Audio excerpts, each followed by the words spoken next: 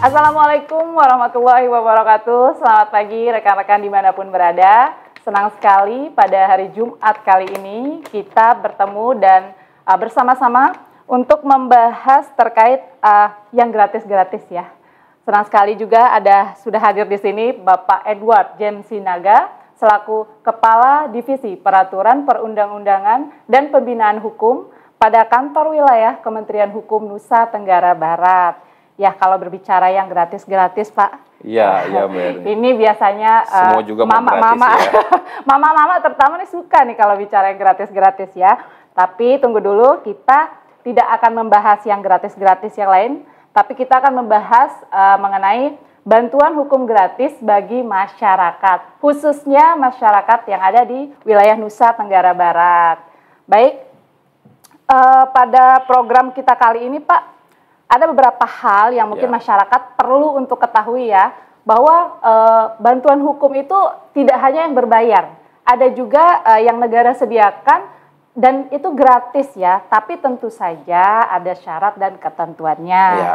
Nah, kita mulai saja ya, langsung saja kita tanya-tanya dengan Pak Edo ya, saya panggilnya Pak Edo aja Pak ya. Iya, Mbak Erni ya. Baik, Pak, mungkin bisa dijelaskan sedikit, apa sih bantuan hukum gratis itu? Ya begini, Mbak Erni, sebenarnya berkaitan dengan bantuan hukum gratis ini adalah proses pemberian dari organisasi bantuan hukum kepada masyarakat, seperti itu. Itu yang dikatakan gratis. Jadi organisasi bantuan hukum ini memberikan bantuan kepada masyarakat secara gratis. Seperti itu. Masyarakat yang seperti apa? Berarti ada kriteria-kriterianya, yang tidak mampu atau kurang mampu, seperti itu. Ditunjukkan dari mana? Tidak mampu secara kebutuhan, sandang, pangan, pendidikan, dan yang lain-lain, seperti itu. Namun definisi gratis itu adalah bukan organisasi bantuan hukum yang memberikan gratis itu mereka yang langsung, namun pemerintah mengalokasikan anggaran bantuan hukum melalui organisasi bantuan hukum ini, sehingga organisasi bantuan hukum inilah yang memberikan ini secara gratis ke masyarakat. Namun organisasi bantuan ini mempunyai anggaran untuk melakukan itu. Seperti itu kalau yang dimaksud dengan bantuan gratis itu. Baik, berarti Pak, kalau bicara anggaran nih, kita di Kanwil Kementerian Hukum ya. Berarti ini dana dan anggarannya dari Kementerian Hukum dong, Pak? Ya, jadi sebenarnya ini kan untuk pelaksanaan bantuan hukum ini yang ke masyarakat gratis itu tentunya kan punya dasar hukumnya gitu. Betul Pak, karena kan kalau gratis mereka gratis terus ya, biaya operasional dari mana ya Pak ya? Supaya dapat dipertanggungjawabkan juga, sebenarnya itu sudah ada di Undang-Undang 16/2011 tentang bantuan hukum, dan ada ini aturan untuk turunannya peraturan pemerintah nomor 42 tahun 2013 itu tentang tata cara atau persyaratan penyaluran bantuan hukum itu, seperti itu. Baik Pak, berarti apakah semua organisasi bantuan hukum yang ada nih misalnya di wilayah NTB ini bisa turut serta untuk memberikan bantuan hukum gratis ini melalui dana dari pemerintah atau tertentu gitu Pak? Artinya ada persyaratan tertentu sebuah OBH bisa diajak bekerja sama gitu dengan Kanwil Kementerian Hukum. Jadi sebenarnya seperti saya katakan tadi itu, jadi ada turunannya dari tadi Undang-Undang 16 2011, PP 42 2013, kemudian kita turunkan karena yang dimaksud dengan di dalam Undang-Undang 16 2011 itu penyelenggara bantuan hukum itu adalah kementerian yang melaksanakan di bidang hukum. Dalam hal ini adalah Kementerian Hukum dan HAM waktu itu, sekarang Kementerian Hukum saja Pak ya. Sehingga saya mau sampaikan bahwa itu yang disampaikan Mbak Erni tadi itu berkaitan dengan bagaimana penyaluran anggaran ke ke organisasi bantuan hukum itu, sebenarnya Kementerian Hukum saat ini yang dulu Kementerian Hukum dan HAM menurunkan dengan Permen. Ada namanya itu Permenkum HAM nomor 3 tahun 2021 ya, keharusan memiliki paralegal, kemudian dan ada standar penyaluran penyampaian bantuan hukum itu pada Permenkum HAM nomor 4 tahun 2021. Sehingga tadi yang organisasi hukum itu, ya bantuan hukum itu tidak semua organisasi bantuan hukum yang memberikan bantuan hukum secara gratis itu memperoleh anggaran dari pemerintah. Jadi harus dilakukan verifikasi. Jadi turunan dari sana itu dari Menteri Hukum ya ke unit eselon 1 kementerian yang di dalam Kementerian Hukum itu ada namanya Badan Pembinaan Hukum Nasional gitu. Sering disingkat itu BPHN. Nah, kemudian BPHN ini menurunkan lagi ke kantor wilayah Kementerian Hukum. Kantor wilayah hukum inilah yang melakukan verifikasi gitu terhadap organisasi bantuan hukum yang mana yang layak.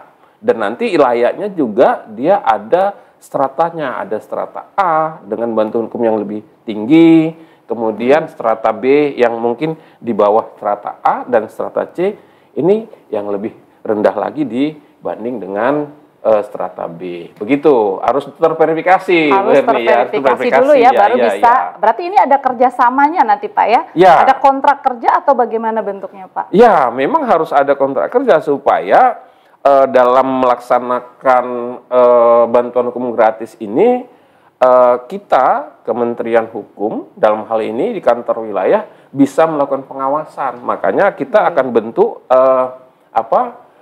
panitia pengawas daerah yang terdiri dari unsur-unsur kantor wilayah Kementerian Hukum, ada Pemda, tokoh masyarakat, perguruan tinggi, supaya pelaksanaan pemberian bantuan hukum itu tuh memang benar-benar tepat sasaran. Tepat sasaran gitu Bernie.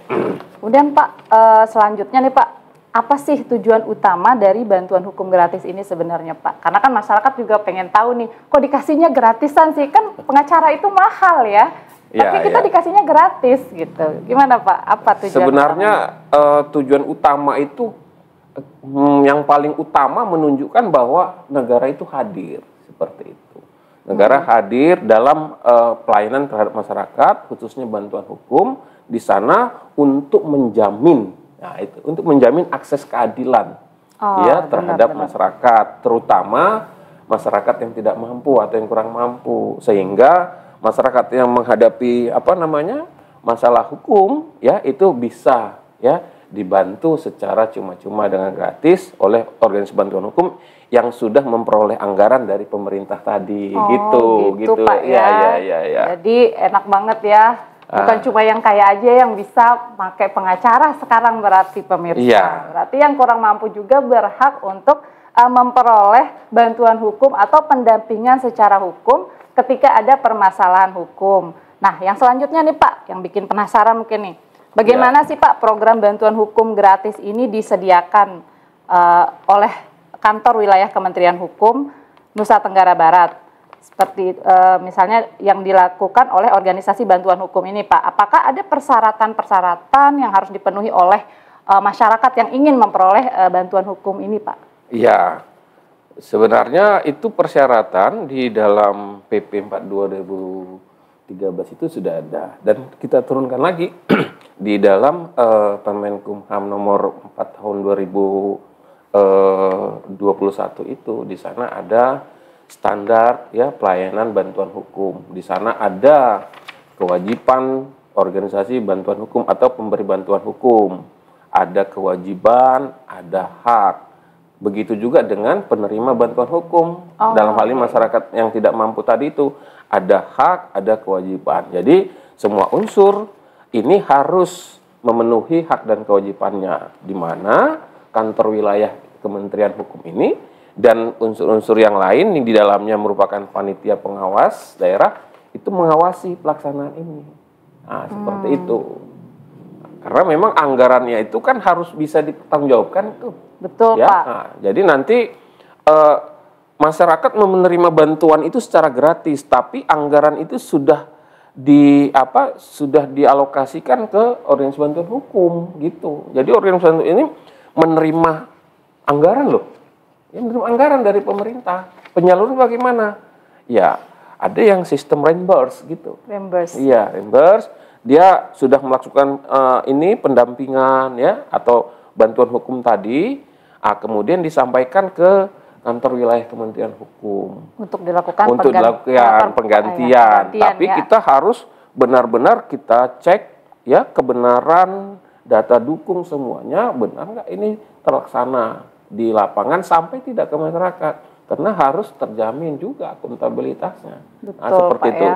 Karena anggaran itu tidak pernah dipegang sama kanwil hukum loh. Nggak pernah. Hanya membantu pencairannya, Iya, Pak ya. membantu.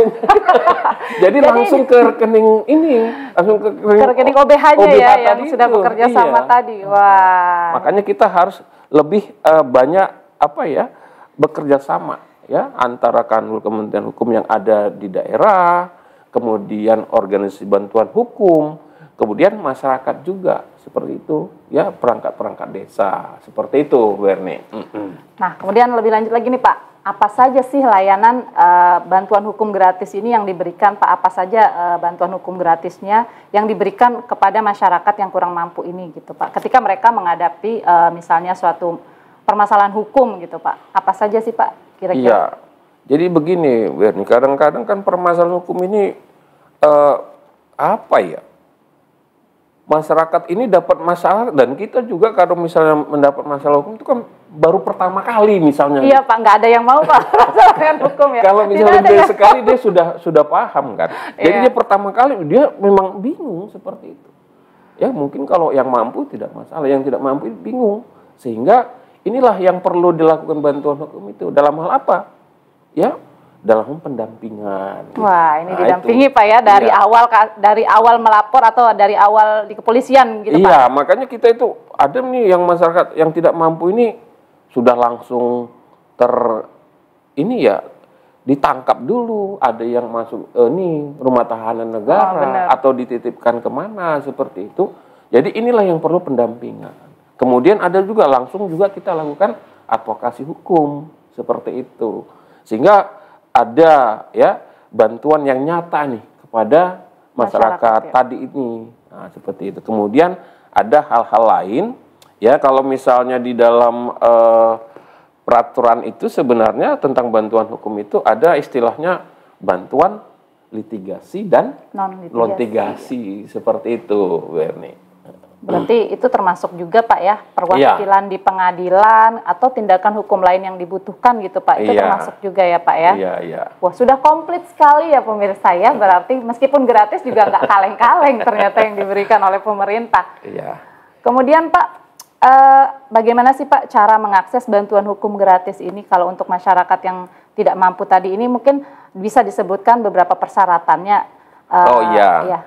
Gini, Bu Erin. Jadi kita sebelum persyaratan menurut saya ini kan kita secara nasional, tapi kita kan ini pelaksanaannya lebih karena kita di Nusa Tenggara Barat. Ya, saya mau sampaikan juga bahwa yang saya sebutkan tadi bahwa organisasi bantuan hukum di Provinsi Nusa Tenggara Barat ini yang sudah kita lakukan verifikasi dan terverifikasi itu ada 20 organisasi bantuan hukum. Berarti ada 20 OBH ya Pak. Itu untuk masa kerja berapa tahun Pak? Ada masa kerjanya? Itu masa kerjanya 3 tahun. 3 tahun? Iya, jadi 3 tahun.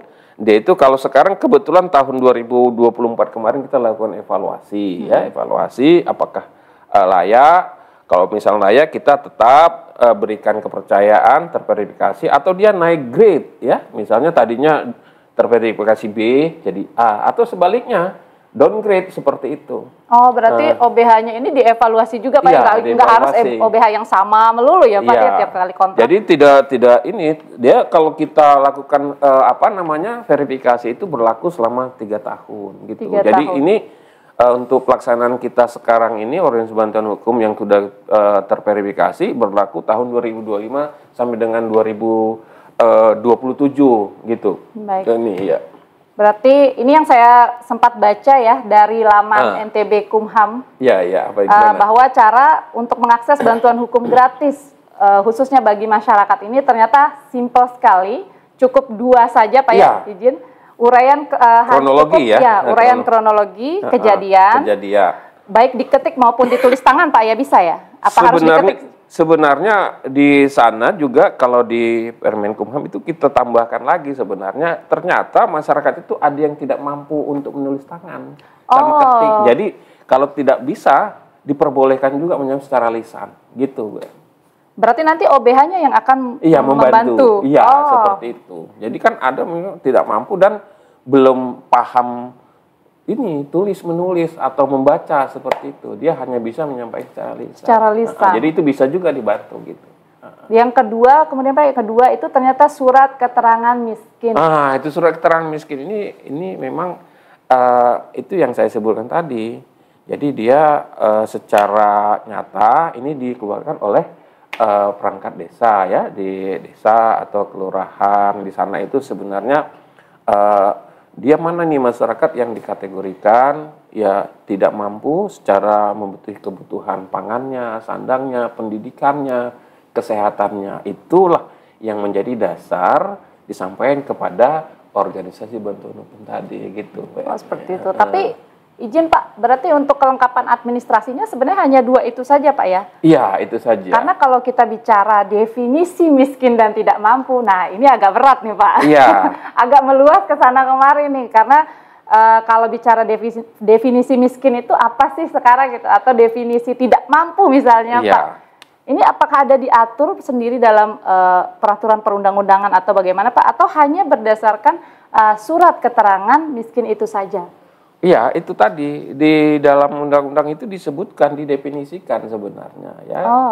Masyarakat miskin itu seperti apa. Makanya tadi saya sebutkan yang disebut masyarakat miskin itu ya tidak mampu memenuhi kebutuhan sandang, ya, tidak mampu pangan, kemudian kesehatan, pendidikan. Jadi yang tahu itu siapa?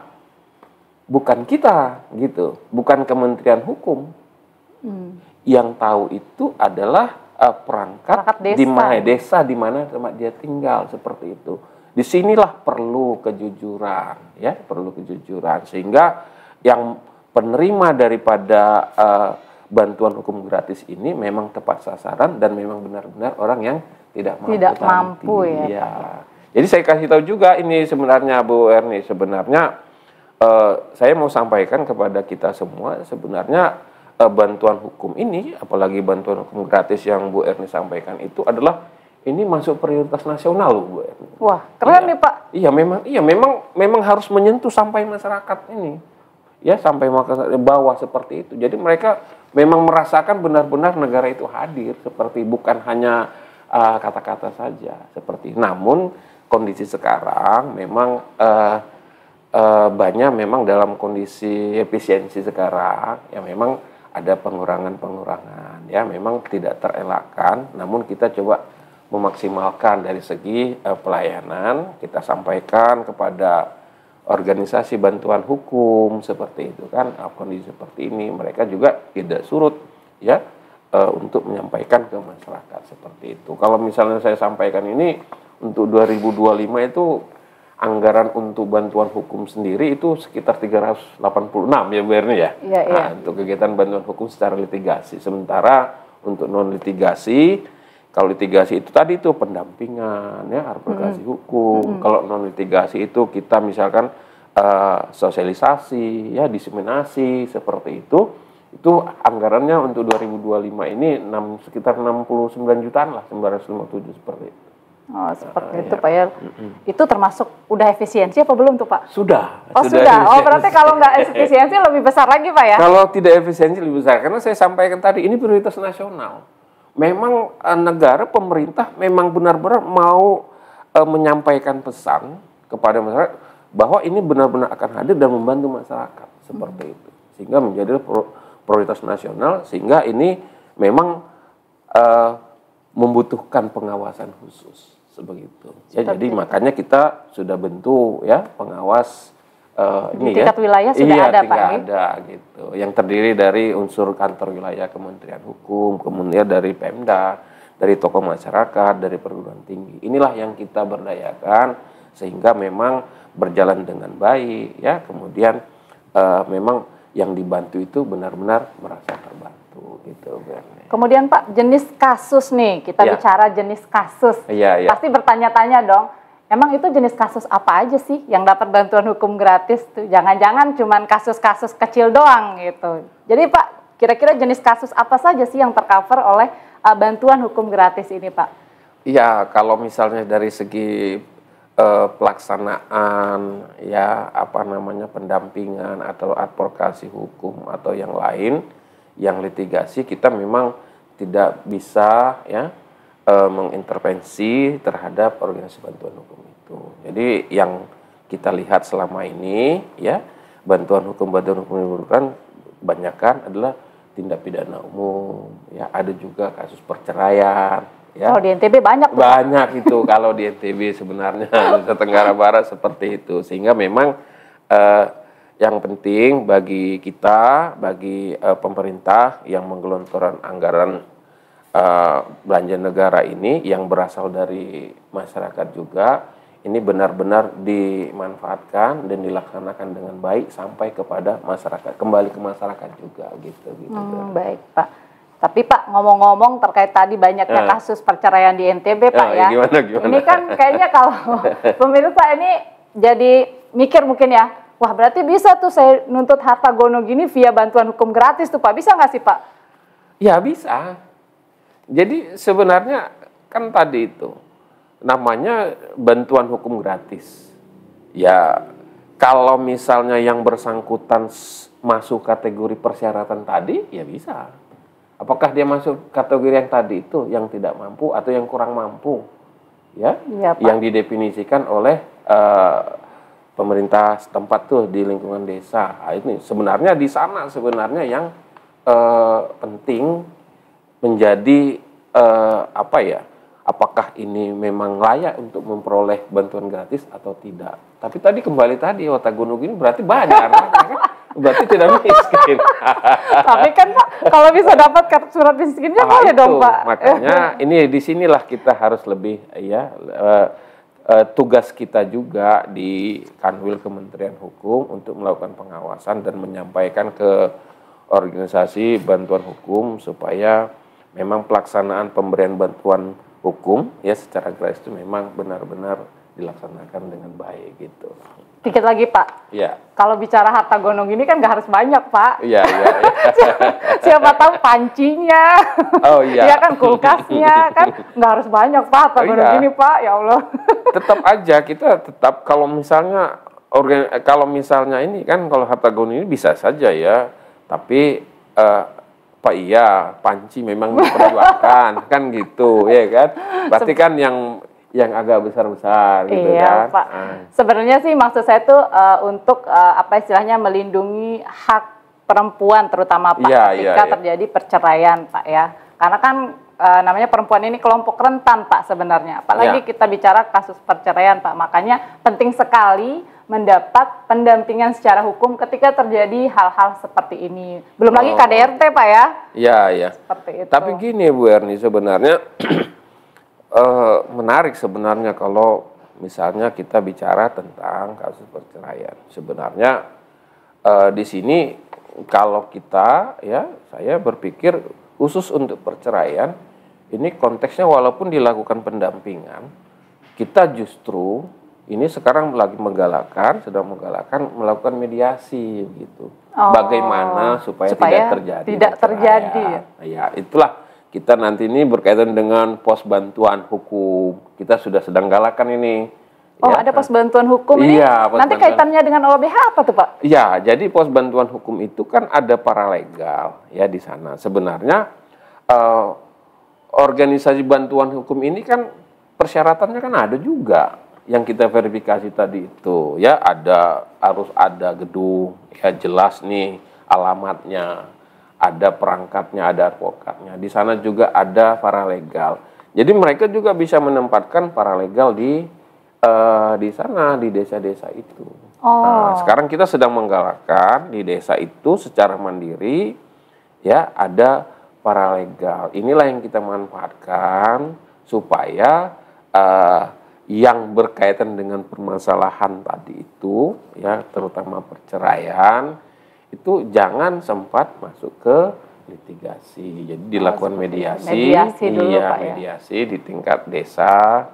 Dan kita sudah di desa-desa itu sebenarnya sudah kita di Nusa Tenggara Barat ini sudah kita pastikan ada ruangan mediasi di sana. Tinggal yang kami sebutkan tadi itu, yang kita sebutkan berkait dengan pos bantuan hukum itu harus ada ruang ininya ya, ruang mediasi. Ruang mediasi ya. Ada paralegalnya di sana ya. Paralegal itu kan adalah masyarakat yang ada di situ yang memahami ya tentang ini. Inilah yang kita lakukan pelatihan gitu. Udah keren berarti Pak ya, udah sampai masuk desa ya sekarang kalau mau mengakses bantuan hukum gratis gitu Pak. Tapi Pak, terkait mediasi perceraian ini nggak ngambil tusinya KUA Pak, karena di sana juga ada mediatornya. Enggak Pak ya, bisa-bisa aja berarti Pak ya. Iya, kita di sana itu kalau mediasi itu memang ada di sana tugas KUA, tapi kita melihat dari segi hukumnya. Seperti itu. Kalau misalnya biasa di sana itulah unsur-unsur yang mewakili Kementerian Agama, ya ada yang mewakili Kementerian Hukum seperti itu ya, atau tugas dan fungsi itu paralegal seperti itu. Nah, kemudian mungkin ya ini pertanyaan terakhir Pak, ini banyak nanya juga saya Pak ya. Iya Mbak. Ini pendapat Bapak nih, saya mau tanya pendapat Bapak nih terkait pentingnya bantuan hukum ini bagi masyarakat miskin Pak.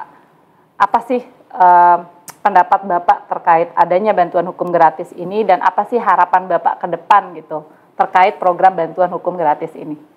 Iya, sebenarnya program bantuan hukum ini sebenarnya bentuk nyata, wujud nyata ya dari hak asasi manusia itu ya untuk mengakses ya keadilan dan kesamaan di hadapan hukum. Sehingga semua masyarakat mempunyai ya kesamaan di hadapan hukum. Sehingga harapan saya ke depan pelaksanaan baik bantuan hukum, baik masyarakat di desa, kalau misalnya berkaitan dengan hukum atau berhadapan dengan hukum, jangan langsung disampaikan ke penegak hukum. Seperti itu, Bu. Kalau bisa ya sedapat mungkin dilakukan mediasi, sedapat mungkin diselesaikan di tingkat desa ataupun kelurahan. Jadi nanti tugas dari perangkat desa atau kepala desa atau lurah di sana bisa juga menjadi juru damai. Ya, di sana ada paralegal, ada peacemaker atau juru damai, sehingga mengurangi masalah-masalah hukum yang sampai ke tingkat penegak hukum. Itu saja kalau saran saya, sehingga di masyarakat itu bisa bisa nyaman ya, bisa damai di level desa itu, di tingkat desa. Berarti ini Pak, OBH-nya harus dikasih tahu juga dong Pak, karena kan kalau misalnya damai nggak jadi dong pendampingan Pak, nggak jadi dapat duitnya, gimana Pak? Ya, itu dia. Memang kita kan sudah sampaikan ada anggaran pemerintah APBN untuk OBH, tapi itu kan bukan harus dihabiskan kan. Iya, bukan dihabiskan. Jadi artinya kalau misalnya organisasi bantuan hukum melakukan atau memberikan bantuan kepada masyarakat, kan di sana membutuhkan akomodasi, membutuhkan transportasi, atau membutuhkan hal-hal yang dibutuhkan. Sehingga organisasi bantuan hukum yang terverifikasi tadi itu tidak kendala dalam mendampingi, mengadvokasi hukum dari masyarakat. Tapi tidak harus dihabiskan. Ya, karena memang dia sudah misalnya terverifikasi grade A atau grade B, ini harus dihabis, tidak begitu juga, seperti itu. Berarti gitu, itu untuk menunjang operasional Pak ya. Iya, soalnya jangan sampai masyarakat ini justru berarti kalau saya ke OBH nih langsung gas aja nih gitu. Karena kan dapat uang ya, dapat rembus dari pemerintah. Ya, itu sebenarnya yang perlu kita sampaikan ke organisasi bantuan hukum. Ya, jadi jangan yang Bu Eri sampaikan, jangan semua yang didampingi adalah kasus-kasus perceraian semua gitu. Ya kan? Nah, ini sehingga tidak tepat sasaran kalau menurut saya. Ya, jadi harus ada pendampingan yang lebih ini lagi, lebih tinggi lagi, yang lebih baik lagi, sehingga memang benar-benar nih organisasi bantuan hukum juga memang terlihat partisipasinya ya terhadap masyarakat seperti itu. Wah, ini menarik sekali ya. Hari ini Pak, kali ini bincang-bincang kita agak-agak menarik ya Pak. Iya, Bukan menarik sudah dan gratis, mendalam. sudah gratis, diaksesnya mudah, dan itu bisa diakses oleh siapa saja yang memang membutuhkan dengan cukup persyaratannya 2 saja Pak ya tadi ya. Iya. Uraian kronologi kejadian yang diketik atau ditulis, dan apabila masyarakat ini tidak mampu untuk mengetik atau menulis, dapat disampaikan secara lisan langsung kepada OBH yang akan nanti membantu. Kemudian yang kedua, surat keterangan miskin dari desa. Nah, perlu juga saya sampaikan sedikit Pak ya, untuk wilayah Nusa Tenggara Barat, ini kan tadi seperti yang Pak Edo sampaikan, terdapat sebanyak 20 OBH atau organisasi bantuan hukum dengan masa kerja 3 tahun, yaitu 2025 sampai 2027. Dan untuk Anda yang ingin mengetahui di mana saja sih posisi organisasi bantuan hukum yang dapat memberikan bantuan hukum secara gratis ini dapat langsung mengunjungi situs resmi Kementerian Hukum NTB, Kanwil Kementerian Hukum NTB ya, di ntb.kemenkum.go.id di menu informasi. Di menu informasi ya Mas Jo ya?